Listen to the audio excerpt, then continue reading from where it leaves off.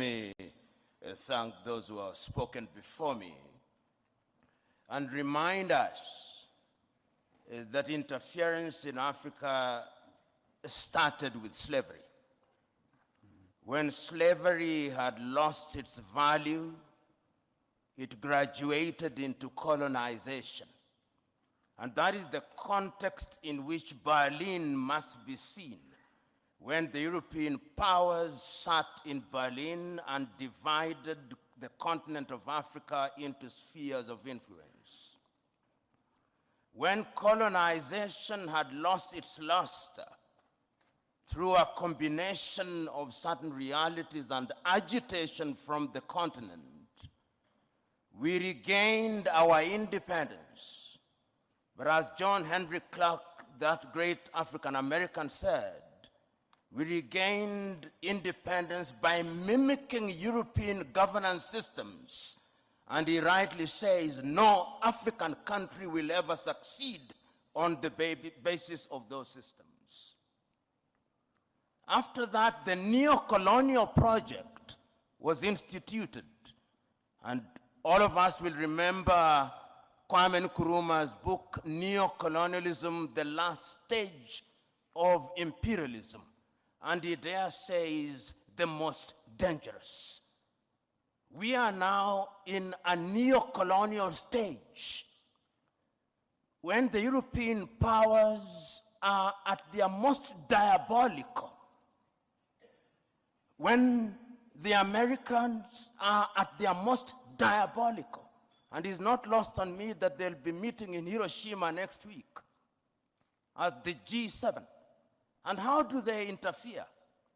They interfere militarily. They ensure that you in the military are trained in Sandhurst, are trained in West Point, so they affect your mind.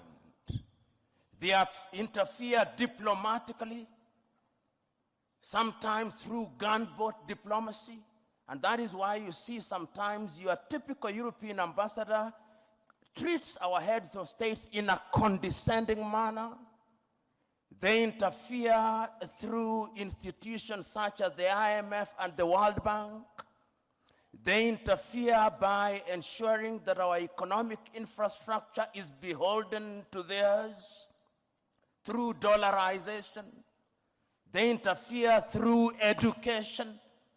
They interfere by influencing our processes, by lending us advisors who tell us what to do. The neo-colonial project is alive and well, and it is at its most dangerous, and we Africans must smell the coffee. If we don't, they are going to continue to interfere. How else do they interfere? Through NGOs, Danida, CEDA, UK Aid, USAID. These are Trojan horses that are introduced into our countries for the purpose of influencing our processes. And they infiltrate our institutions. Right now, if you look at the African Development Bank, look at the shareholding. It's Americans, it's Germans, it's Japanese, it's the French. And the Europeans have done their bit. They also interfere through post-colonial institutions, the Commonwealth of independent nations. They are not sovereign states, former French-speaking nations. These are the instruments that they interfere through. And how do we then deal with this situation? We Africans must now begin to recognize, and this was recognized as early as 1963, and the chair of the commission is here. They'll be celebrating 60 years in Addis Ababa, Ethiopia. And 60 years ago, on the 24th day of May, Kwame Nkrumah warned us. He said, if we are not united, they are going to interfere with us militarily. They are going to interfere with our economy.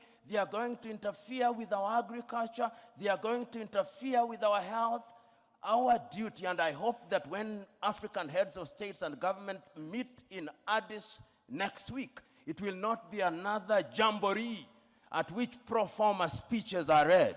I hope it will be an occasion to give meaning to Africa Agenda 2063, I hope it will be an occasion to give meaning to Africa Continental Free Trade Area.